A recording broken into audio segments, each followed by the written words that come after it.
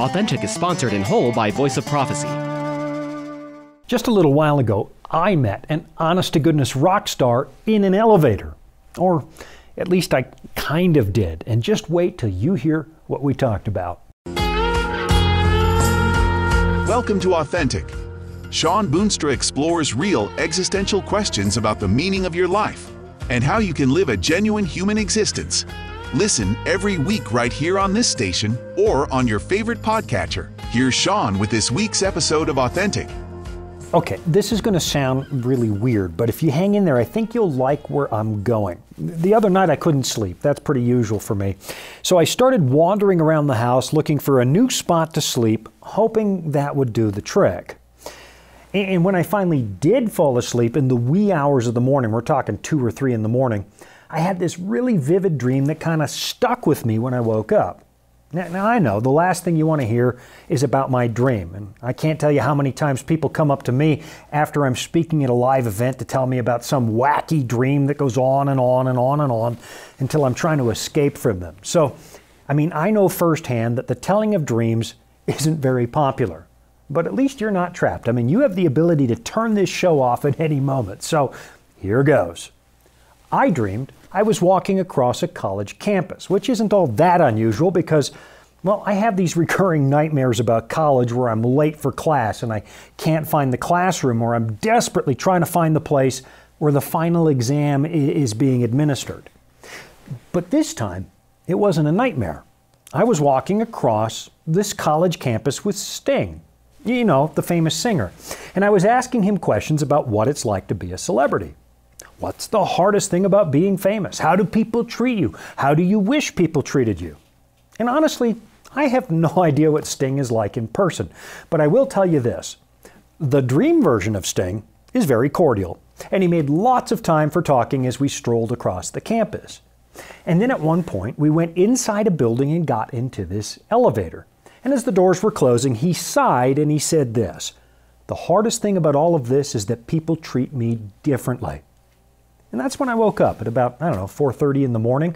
And I guess it kind of stuck with me, not because I'm famous, but because I do lead something of a public life. I've been doing that for the last quarter century or more. And not to get too new agey, but I suspect this dreamland celebrity was actually reflecting my own feelings back to me.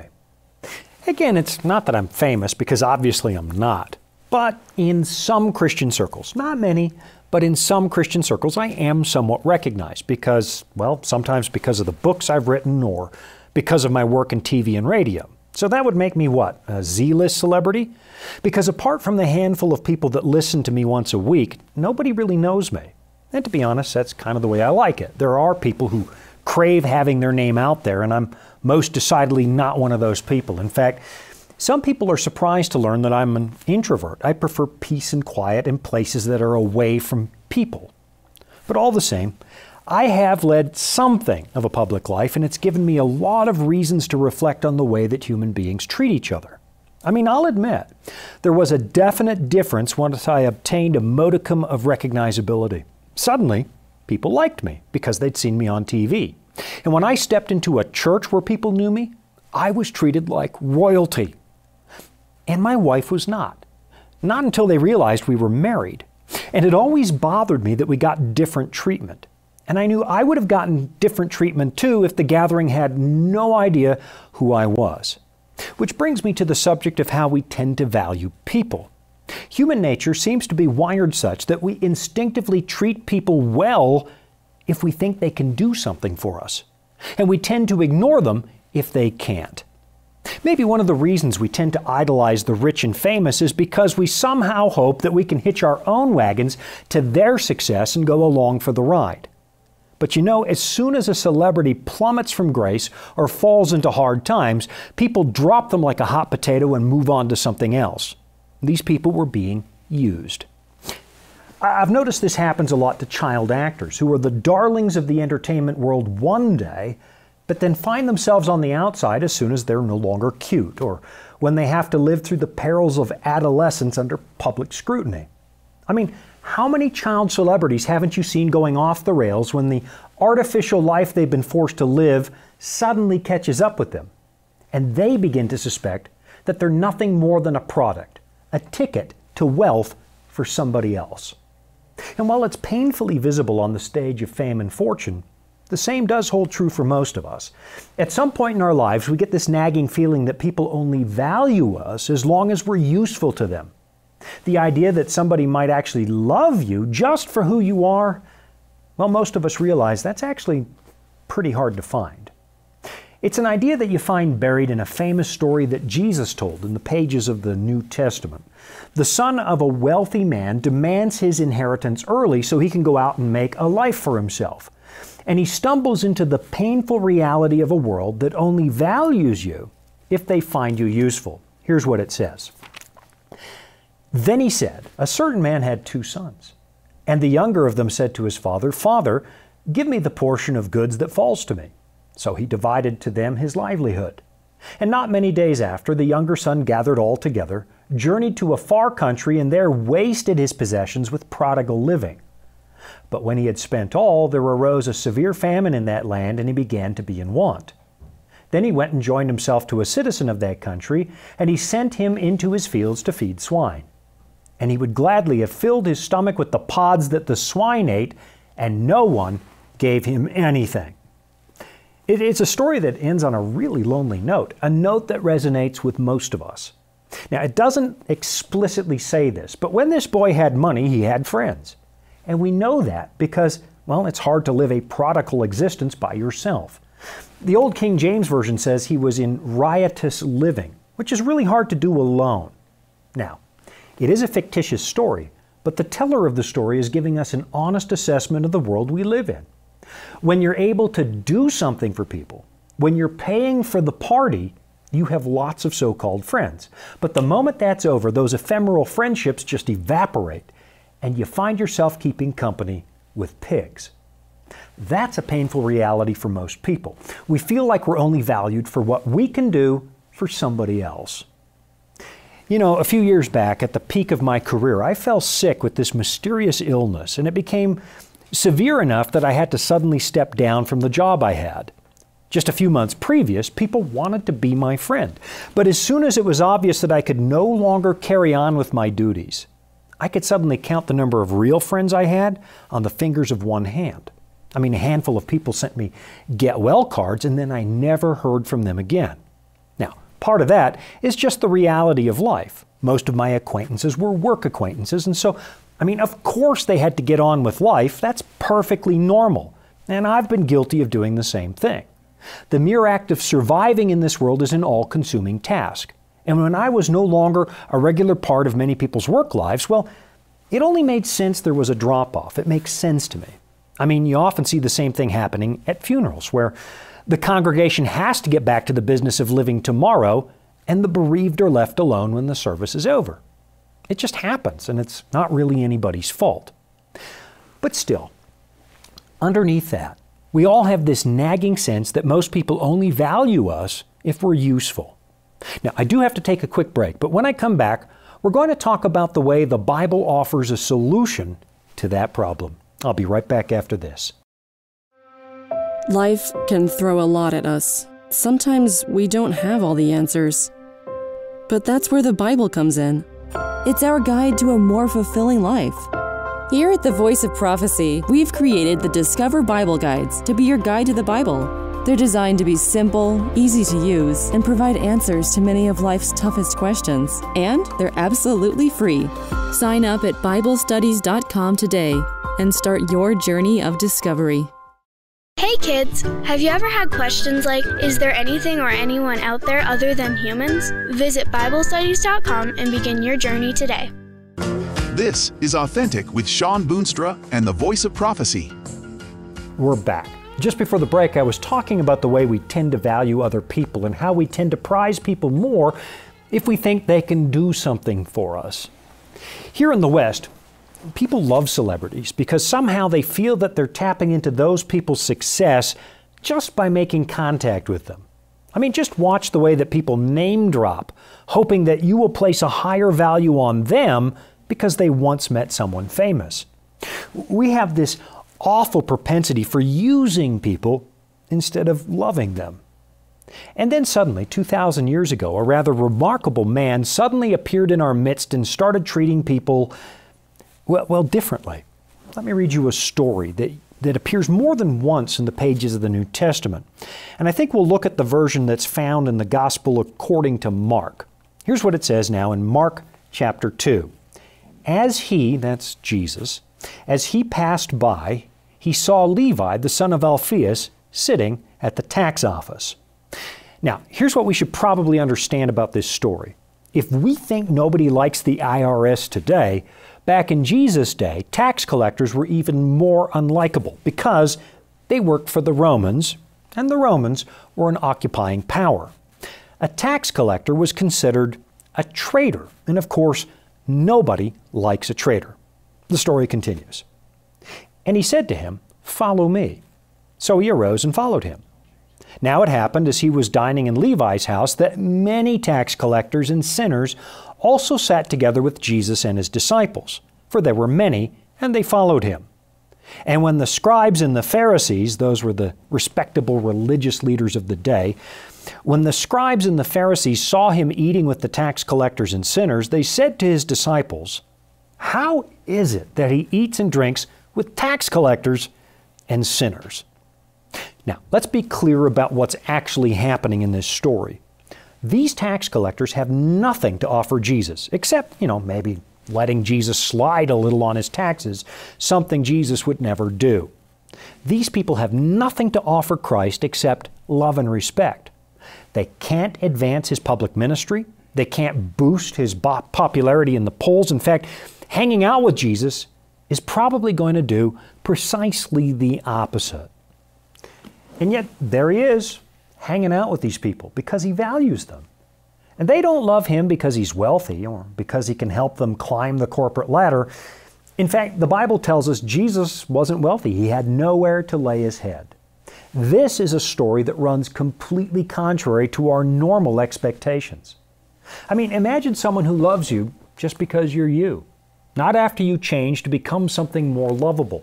Not because you can do something for them, but just because. It runs completely contrary to the way we expect the world to operate, which is obvious from the outraged comments of the influential people who witnessed Jesus eating with these people. How is it that he eats and drinks with tax collectors and sinners? Over the years, I've had the opportunity to do quite a bit of travel, enough that I've built a little bit of status with some of the airlines. And I'll admit, psychologically, the airlines really know what they're doing with those loyalty programs. You get to board the plane first. They greet you by name. They recognize your status. You get a special check-in line, and even the occasional upgrade to first class. And it works because psychologically it feels really good to be recognized. But underneath it, you're not being recognized because the airline loves you. You're being recognized because you represent revenue. And the moment you don't fly enough is the moment you get sent to the back of the plane. And that's the world we live in, the world we expect, where status is awarded based on your utility. And it's been that way since the dawn of recorded history. But then that history is dramatically interrupted by a man who operates by a completely different set of rules. When Jesus was challenged by the temple authorities to prove that he had the authority to teach, he responded by saying, "Assuredly I say to you that tax collectors and harlots enter the kingdom of God before you." Now, compare that to the world we live in, a world where personal entitlement is the rule of the day. We've all heard those stories where customers scream at a clerk, "Don't you know who I am?" We are so desperate to be valued. I find it interesting that it's often celebrities who act out like that. And most of us, unfortunately, love those stories where celebrities throw a public temper tantrum because in our minds, they just got taken down a notch. And if they've been taken down a notch, maybe the rest of us can prove we're just as valuable as those people and, maybe even more valuable. It's the double-edged sword of modern celebrity. If we think someone can do us a favor, we treat them like gold. But as soon as it's obvious they can't or won't, we suddenly want them to fall off their perch, and we experience a great deal of schadenfreude when they do. We love it. Whether it's Miley Cyrus, who fails to get recognized at a burger stand, or Faye Dunaway getting her credit card declined. Part of us loves that because the mighty get served a slice of humble pie. I mean, I'll be honest. The fact that Jesus offended the religious authorities by fraternizing with the lowest rung of the social ladder, I kind of enjoy it. But really we need to ask ourselves why. Why do we bask in the moment when the most celebrated members of society suddenly have that value stripped away? I suspect that at least to some degree it's because we all fear the same thing might happen to us. We fear that our personal value might be hanging by a thread. And that's where the person of Christ suddenly grabs our attention. I mean, who is this man who turns social values on their head and hangs out with lowlifes and hookers? Who is this man who touches lepers and has all the time in the world for a woman who has been condemned by absolutely everybody for being a homewrecker? I mean, what kind of a leader builds his personal cabinet from uneducated laborers and hot-tempered fishermen? Jesus is nothing at all like the world we're used to. So, let's go back to the prodigal son sitting in that pig pen. When the money runs out and his friends disappear, this is the thought that pops into his head. But when he came to himself, he said, "How many of my father's hired servants have bread enough and to spare? And I perish with hunger. I will arise and go to my father and will say to him, Father, I have sinned against heaven and before you, and I am no longer worthy to be called your son. Make me like one of your hired servants." And he arose and came to his father. But while he was still a great way off, his father saw him and had compassion, and ran and fell on his neck and kissed him. Now remember this. This is the kid who squandered his inheritance, who abused his father's kindness, and who put himself ahead of everybody else, and then foolishly threw his privileged life in the trash. This is a spoiled rich kid who shared his father's name and dragged it through countless bars and brothels, doing untold damage to the family reputation. He quite literally has nothing to offer his dad, and yet he discovers his father waiting in the road, hoping he'll come back. So who is this man who walks among the rejects? If you have seen me, Jesus said, you have seen the Father. I'll be right back after this. Here at the Voice of Prophecy, we're committed to creating top-quality programming for the whole family, like our audio adventure series, Discovery Mountain. Discovery Mountain is a Bible-based program for kids of all ages. Your whole family will enjoy the faith-building stories from this small mountain summer camp and town. With 24 seasonal episodes every year and fresh content every week, there's always a new adventure just on the horizon. Check it out today at discoverymountain.com. Retirement planning can be a stressful process, but it doesn't have to be. The friendly people at the Voice of Prophecy can walk you through the entire process and explain all of your options based on your specific needs. Whether you'd like to set up a trust for income or make a gift that will benefit your loved ones and change lives through the Voice of Prophecy, we're here to help. To learn more, call 1-800-348-5993. This is Authentic with Sean Boonstra and the Voice of Prophecy. You know, the real question we should probably be asking ourselves about this story is what it says about the way that you and I treat other people. I know that Christians have developed an unfortunate reputation for treating people badly. And unfortunately, I think that to some extent, Christians should probably own that. I mean, we can be judgmental, and we can develop an us and them mentality designed to reassure ourselves that, well, we aren't as bad as other people. And because of that, a lot of people have no idea what this book actually says, because Christians sometimes get in the way of that. Not only do we have the example of Jesus, but we also have a number of pointed statements that remind us of how God expects us to value other people. I mean, just listen to this statement that comes from Paul's letter to the Philippians, starting in chapter 2. It says, "Therefore, if there is any consolation in Christ, if any comfort of love, if any fellowship of the Spirit, if any affection and mercy, fulfill my joy by being like-minded, having the same love, being of one accord, of one mind. Let nothing be done through selfish ambition or conceit, but in lowliness of mind, let each esteem others better than himself." That's a good example. How about this one over in the book of James? This is such a profound reversal of the way we usually think that I'm going to read quite a bit of this passage. Here's what it says. My brethren, do not hold the faith of our Lord Jesus Christ, the Lord of glory, with partiality. In other words, you can't rightfully call yourself a Christian if you treat people the same way the rest of the world does. He continues, for if there should come into your assembly a man with gold rings and fine apparel, and there should also come in a poor man in filthy clothes, and you pay attention to the one wearing the fine clothes and say to him, you sit here in a good place, and say to the poor man, you stand there, or sit here by my footstool. Have you not showed partiality among yourselves, and become judges with evil thoughts? Now notice, that language is really pretty blunt. The Bible considers valuing people who can do things for you while devaluing the ones who can't to be an act of evil. That's strong language. It continues, listen, my beloved brethren, has God not chosen the poor of this world to be rich in faith and heirs of the kingdom which he promised to those who love him? But you have dishonored the poor man. Do not the rich oppress you and drag you into the courts? Do they not blaspheme that noble name by which you are called? If you really fulfill the royal law according to the Scripture, you shall love your neighbor as yourself, you do well. But if you show partiality, you commit sin and are convicted by the law as transgressors. So according to James, this is not just a matter of courtesy or civility. This is actually a matter of breaking the moral law of God. And to be honest, this is a pretty bitter pill to swallow for most people, especially here in America.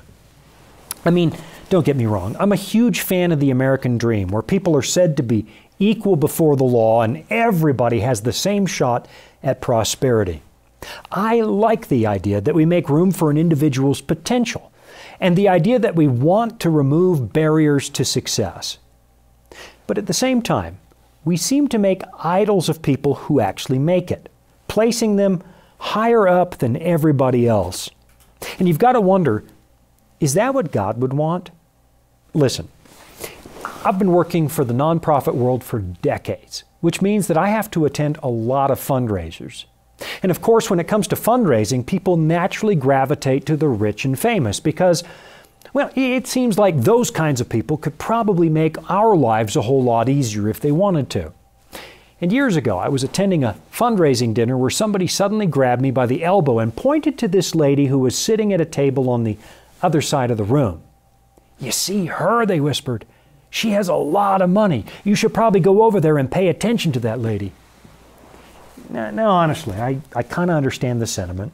I mean, we were raising money for a really important cause. And personally, I want to believe this person that said that really meant well and was only trying to find a way to help. But there was something about that that didn't sit right with me. Not when the Bible demands that we do not idolize the rich and the powerful. Now again, it is a double-edged sword, let's be real, because at the same time we need to recognize that powerful people also need love. And honestly, a lot of them seldom get the real thing. And they live under the awful impression that people only love them for their money. I mean, you'll notice that Jesus also made time for the rich and famous like he did for Nicodemus. But to treat people differently, the Bible calls that sin. Okay, I do have to take one more quick break, but when I come back, I'm going to show you a story that demonstrates exactly how God thinks about us. Dragons, beasts, cryptic statues. If you've ever read Daniel or Revelation and come away scratching your head, you're not alone. Voice of Prophecy's free Focus on Prophecy guides are designed to help you unlock the prophetic mysteries of the Bible and deepen your understanding of God's plan for you and the world around you. You can study online or request them by mail. Visit BibleStudies.com and start bringing prophecy into focus today. Welcome back. It's Authentic with Sean Boonstra and the Voice of Prophecy.